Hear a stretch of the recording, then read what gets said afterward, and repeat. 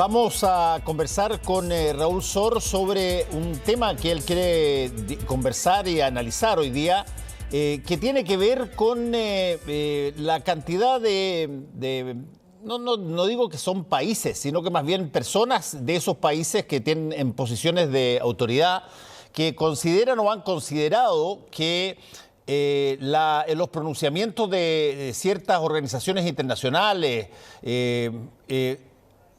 están rayando en intromisión dentro de las políticas propias de países soberanos. Y estamos hablando de casos bien disímiles, casos que tienen que ver, como por ejemplo, la situación en Bolivia con Yanine Áñez, la situación de el disidente ruso Alexei Navalny, y en fin, Raúl, esto que siempre lo monitorean instituciones internacionales que de hecho emiten opinión sobre un montón de situaciones que pasan en el mundo, de pronto distintos gobernantes han considerado que rayan en la intromisión de asuntos particulares de esos países. Cuéntanos un poquitito de qué se trata todo esto. Sí, Fernando, bueno, lo hemos vivido en Chile durante la dictadura. El régimen siempre criticó lo que llamaba la intervención extranjera, y muchos gobiernos que se han visto criticados en el exterior reclaman el derecho a la autodeterminación y que no se metan en sus asuntos internos. Pero este tema ha vuelto a reflotar con mucha fuerza, en América Latina, por lo que pasó en Bolivia, cuando la OEA, a través de Luis Almagro, su secretario general, consideró de que en Bolivia había tenido lugar un fraude electoral, y esa denuncia que fue, digamos, respaldada por la OEA con toda su gravitación, dio pie a un movimiento policial militar que terminó deponiendo al presidente Evo Morales, y esto quedó como un episodio muy oscuro, muy doloroso también en la historia reciente de Bolivia, porque, bueno, hubo decenas de muertes y se interrumpió un proceso, y en algunas medidas las elecciones que se realizaron posteriormente demostraron que los resultados eran muy similares a aquellos, e incluso favorecían más a Evo Morales o a su candidato o a su movimiento, que los que se habían considerado que habían irregularidades. De manera que esto quedó flotando, y fíjate, justamente ayer Luis Arce, el actual presidente boliviano, va de visita a México y se reúne allí con Andrés Manuel López Obrador, AMLO, que lo vemos en pantalla, y juntos sacan una declaración. Y en la declaración, uno de los puntos muy importantes es una censura a la inmiscusión en los asuntos internos, y sin entrar en mayores detalles, dicen que las delegaciones que vienen a inspeccionar procesos electorales deben ser neutrales y atenerse a una normativa que no influya en los resultados de las mismas elecciones. Una crítica directa a la OEA, que, bueno, hay mucha gente que comparte que lo que hizo Luis Almagro facilitó la caída o el reemplazo, que resultó momentáneo, del gobierno de Evo Morales, que fue una inmiscusión en los asuntos internos. Bueno, pero esto pasa en América Latina, y esta declaración sorprendió a muchos porque no se esperaba que saliese en términos tan claros, tan explícitos, pero también se está dando en China. Se ha quejado duramente por lo que considera la inmiscusión de Estados Unidos y Europa en sus asuntos internos que son Hong Kong y Xinjiang, donde los uigures en China han, según numerosas denuncias internacionales, están sometidos a un régimen represivo, y algunos llegan a hablar de sofocación, de genocidio cultural, cosa que los chinos niegan absolutamente, y estiman de que estos son asuntos internos. Hong Kong es parte de China, Xinjiang es parte de China, y que no es asunto de Estados Unidos o de la Unión Europea venir a decirles qué tienen que hacer. Y menos aún, lo que acaba de ocurrir es que le están aplicando sanciones. Y por su parte, Rusia piensa lo mismo. A Rusia, Estados Unidos está hace mucho tiempo tratando de interrumpir la construcción de un gasoducto oleoducto que va a ir, recorre cerca de 1.200 kilómetros y va a llevar estos combustibles a Alemania. Y Estados Unidos, como lo hizo con uno previo, está tratando de impedir, y uno de los elementos que esgrimen es lo que tú señalaste, la represión a la oposición al Kremlin, y específicamente a Anatoly Navalny, que, bueno, es uno de los, o si no, el principal antagonista o rival, es el principal opositor del gobierno, y que ahora está en la cárcel, y para enseñarles una lección, para darles a entender de que la comunidad internacional sí le preocupan el tratamiento que se le da a quienes luchan por una situación más diversa, bueno, se le están aplicando sanciones a Rusia. Los chinos, que son los que tienen mayor peso en estos momentos, están estudiando, y lo están estudiando desde hace mucho tiempo, alguna manera de enfrentarse a Estados Unidos y no necesariamente aplicarle sanciones a Estados Unidos, pero limitar el impacto que las sanciones que Estados Unidos aplica tengan sobre otros países. Y la clave que han encontrado los chinos, y desde hace tiempo están trabajando en esto, es tratar de mermar el rol del dólar en la economía internacional. Porque hoy día muchos de los intercambios, por ejemplo en Chile, si tú quieres comprar euros, tú vas y compras con pesos. Vas a comprar euros, primero te transforman tus pesos a dólares, y del dólar te lo pasan a euros. Es decir, pierdes algo porque haces dos cambios, pero eso te da la relevancia, la gravitación del dólar. Y eso es el código SWIFT. Y los chinos están tratando de bypassear este código y tener, por lo menos con Rusia y con otros países que se ven sometidos a presiones económicas, a sanciones por parte de Estados Unidos, tener algún sistema que les permita eludir el dólar como moneda de intercambio, y con eso disminuir la gravitación y la capacidad que tiene Estados Unidos de afectar a otros países. Ahora, Raúl, cuando estamos hablando de injerencias extranjeras, de pronto ese concepto tiene de alguna manera un aire, un tufillo a que los extranjeros son, no sé, grupos particulares o privados, ¿no? Y lo interesante es que los grupos que a veces se pronuncian respecto de determinadas cosas, ya sea haciéndolo bien o haciéndolo mal, son grupos que, como la OEA, por ejemplo, que puede ser que de pronto se extralimite, pero nadie niega que la OEA para los países miembros tiene un rol o una función que implica, por ejemplo, tener opinión respecto de determinadas cosas que eventualmente salgan de los márgenes democráticos. Es cierto que se puede abusar de eso, pero también es cierto que se construyó la OEA, entre otras cosas, para tener un mecanismo de vigilancia de las democracias en América Latina. Sí, Fernando, el problema con la OEA, como con cualquier organismo internacional, es que varía con el tiempo y sus correlaciones de fuerzas internas dependen de los distintos gobiernos que la conforman.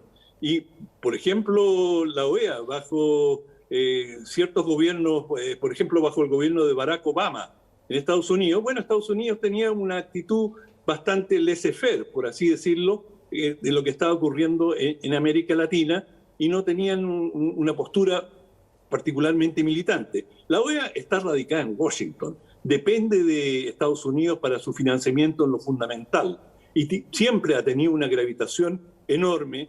Por ejemplo, uno lo ve eso muy claramente en todas las disputas que ha habido con Cuba. donde inmediatamente Cuba quedó marginada. Por lo tanto, la OEA cambia y según quién es el secretario general y la correlación de fuerzas que hay en América Latina, la OEA es un ser viviente que refleja las políticas. Entonces no podemos decir que la OEA siempre fue una cosa monolítica. Lo mismo pasa con Naciones Unidas. Naciones Unidas, la guerra de Corea, se hizo bajo la bandera de Naciones Unidas. Hoy día eso sería impensable. Claro, pero en aquel entonces en Naciones Unidas no estaba China y la Unión Soviética se ausentó cuando se hizo el voto sobre la guerra en Corea y Estados Unidos logró un voto de apoyo que con el casco de Naciones Unidas, el casco azul, las tropas de muchos países del mundo enviaron soldados a combatir. Eso hoy día, por ejemplo, sería absolutamente impensable. Y son las mismas Naciones Unidas, pero el cuadro ha cambiado mucho. Hoy día está China en el Consejo de Seguridad y China tiene un derecho a veto. China puede vetar cualquier propuesta que llegue al Consejo de Seguridad, igual que Rusia. Y por lo tanto, estos organismos no son, van cambiando según cambian las correlaciones de fuerza y lo que hoy día están planteando con mucha fuerza China y Rusia y se han reunido sus respectivos cancilleres es que Estados Unidos no puede andar por el mundo aplicando sanciones y tratando de imponer un modelo de democracia, de gobierno, que ellos mismos, según lo señalan, no les está dando tan buenos resultados y con qué autoridad ellos se transforman en la vara de la virtud y le dicen a otros países qué es lo que tienen que hacer. Ahora, esto que te estoy diciendo lo debes haber escuchado en las últimas 5 décadas, esto se viene repitiendo, pero hoy día ha llegado a un nuevo punto alto porque, claro, se está enfrentando a 2 países con gran proyección y mucho poder, que son China y Rusia. Sí, ahora convengamos una cosa, Raúl, cuando el planeta estaba dividido entre Occidente y el bloque soviético, bueno, básicamente nadie discutía demasiado, o si se discutía, se tomaba posición y se resolvían ese tipo de cosas en cada país, pero no se discutía que había una preeminencia de Estados Unidos en el bloque occidental y que había una tutelaje de la Unión Soviética en todo lo que era el bloque de Europa Oriental, y en ese entonces bueno, las cosas funcionaban de acuerdo a esa, si tú quieres, espíritu de bipolar en términos de la correlación de fuerza. Cuando eso se empieza a desarmar y el mundo como que adquiriera cada país una soberanía renovada, todavía quedan montones de instancias que de pronto da la impresión de que hay algunos que como que echan de menos que esté dividido el mundo entre 2 grandes guardianes y el resto de los países básicamente se sujeten a sus predicamentos, digamos. Absolutamente. Y bueno, yo te voy a decir que nunca se va a resolver el problema de cuándo es inmiscusión en los asuntos internos y cuándo es el legítimo derecho de la comunidad internacional de protestar por la situación de derechos humanos en un determinado país. Y eso tiene mucho que ver con los intereses de quienes gravitan más en la comunidad internacional.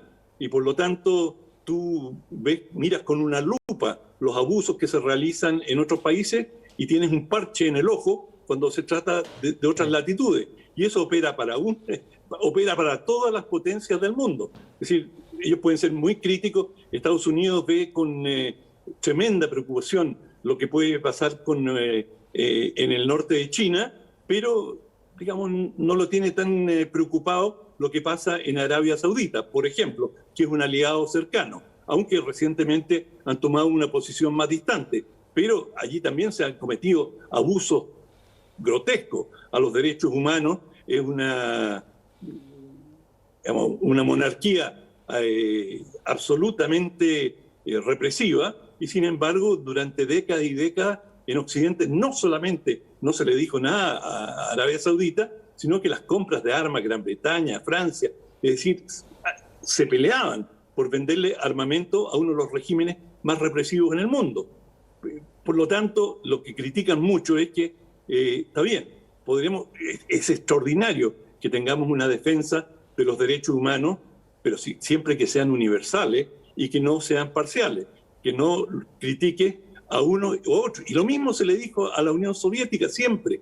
Ellos siempre denunciaban los abusos a los derechos humanos donde los comunistas eran perseguidos, pero donde habían regímenes de partidos comunistas se cometían crímenes igualmente atroces y absoluto silencio. Por lo tanto, de esta no se libra nadie. Sí, es interesante porque de alguna manera el concepto del multilateralismo se construyó sobre la base de que se pudiera hacer más cooperación, más cuidado general, para justamente evitar que de pronto salieran los espontáneos que de pronto te generaban guerras mundiales, digamos. Uh-huh. Sí, bueno, la idea, no, y los principios que guían a Naciones Unidas son principios absolutamente loables. Ahora, no se ha encontrado una fórmula que nos permita obviar los intereses nacionales y que el que tiene más poder siempre lo ejerce. Vamos a el libro de los días jueves. El libro de los días jueves. Tenemos El universo en tu mano, de Christoph Galfard, sin R al final, Christoph Galfard. Este Christoph Galfard es un discípulo de Hawkins, de Stephen Hawking, este gran astrónomo y físico que murió no sé tanto y que es más conocido, bueno, visualmente mucha gente lo recordará porque padecía de una enfermedad muy grave y estaba en silla de ruedas. Y bueno, él fue un gran divulgador científico y este Christoph es uno de sus discípulos. De hecho, participó con la hija, con Lucy, la hija de Hawkins, en un libro de astronomía para niños, un libro fascinante. Este libro, en cambio, es una... Él lo denomina con una palabra en alemán y dice Gedenke-Experiment. Gedenke es experimentos del pensamiento. Y lo que él quiere señalar, o lo que significa experimentos del pensamiento, es que tú comienzas a elucubrar qué pasaría si vas a la Luna, qué dificultades vas a enfrentar, de allí a Marte, y comienzas un viaje espacial y te lo comienzas a imaginar y vas resolviendo muchas de las dificultades de la física, de la logística que tú tendrías en ese viaje. Y a través de este enfoque, el autor va descorriendo una serie de cortinas que él dice al comienzo: este es un libro para cualquiera, es decir, esto está escrito para que el absoluto lego lo entienda. Bueno, me permito discrepar, es un libro muy interesante, pero tiene su complejidad. Es decir, él promete que va a explicar la esencia de los problemas espaciales y, por ejemplo, la relatividad del tiempo, cómo corre un reloj según la velocidad a la que tú viajas.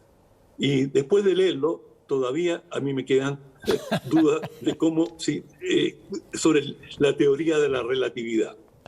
Dicho eso, es un libro muy bien escrito, es ameno, y para los que les interesa este tema, sobre todo la astronomía, es un libro instructivo. No has podido todavía ver cómo una persona puede salir al espacio y volver pareciendo más joven, mientras acá la gente se ve mucho más envejecida habiendo pasado el mismo tiempo, dices tú. Exacto. Cuesta entender los procesos que están sujetos por la teoría de la relatividad y por un montón de esas cosas. Es mucho más sencillo verlo en las películas cuando uno vuelve el astronauta mucho más joven que todas las personas que lo reciben y son de la misma edad. Yo todavía no lo entiendo, Fernando. Gracias, Raúl, que te vaya muy bien. Hasta la próxima semana. Chao. Hacemos una pausa y volvemos.